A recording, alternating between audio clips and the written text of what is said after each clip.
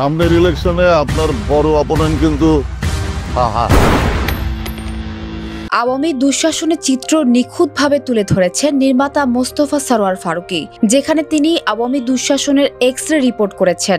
বিগত আওয়ামী লীগ সরকারের আমলে বাংলাদেশটা কেমন ছিল সেটা তুলে ধরেছেন তার এই নতুন ওয়েব সিরিজের মাধ্যমে। আমি এত ভালো উন্নয়ন করছি, তবু একটা লোক আমার ভালোবাসলো না কেন? মিল 2007 সালে সরোয়ার ফারুকীর ধারাবাহিক নাটক 420 ব্যাপক জনপ্রিয়তা পায়। এবার সেই 420 এর ডাবল আপ 840 বানিয়েছেন এই নির্মাতা। রহস্যে ঘেরা ওয়েব সিরিজটি গত 15 সেপ্টেম্বর মুক্তি পেয়েছে ওটিটি প্ল্যাটফর্ম আইস্ক্রিনে। জাকির, সনাতন পাড়া বস্তিতে আগুন লাগাই দে। সুজন, জি বস, তুই 10 লাখ টাকা রিলিফ ট্রাকে ভরে রেডি করে রাখ। জি বস, আগুন নেভানোর পর আমি এই ত্রাণ লয়ে যাবো। এতে অভিনয় করেছেন নাসির উদ্দিন খান, মারজুক রাসেল, ফজলুর রহমান বাবু, জাকিয়া বাড়ি মমো, শাহরিয়ার নাজিম জয় ও জায়েদ খান সহ আরো অনেকে।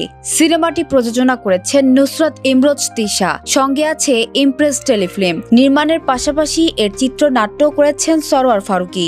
নাকি রাশিয়ার প্রেসিডেন্ট পুতিনের মতো একটা ডামি আছে, আপনি স্যার সব জায়গায় যান না, ডামিরে পাঠান যাতে কেউ আপনাকে বাইরে ফেলতে না পারে। সিনেমাটি প্রসঙ্গে ফারুকী বলেছেন, ট্রেলার দেখে দর্শক বুঝতে পারবেন 16 বছর আওয়ামী লীগের দুঃশাসনের করুণ চিত্র। বিগত সরকারের আমলে বাংলাদেশ আসলে কেমন ছিল সেটা বুঝতে পারবেন এর মাধ্যমে। আর তা আমরা একটা জেলা শহরের মধ্য দিয়ে দেখাতে চেয়েছি। এটাকে আমরা বলতে পারি আওয়ামী দুঃশাসনের এক্স-রে রিপোর্ট। আমি বিশ্বাস করি এই দুঃশাসন নিয়ে আরো এক্স-রে রিপোর্ট সামনে হবে, যা দেখে মানুষ সহজে বুঝতে পারবে আওয়ামী লীগ কতটা ভয়ঙ্কর ছিল। নিউজ ডেস্ক, জনতা টিভি।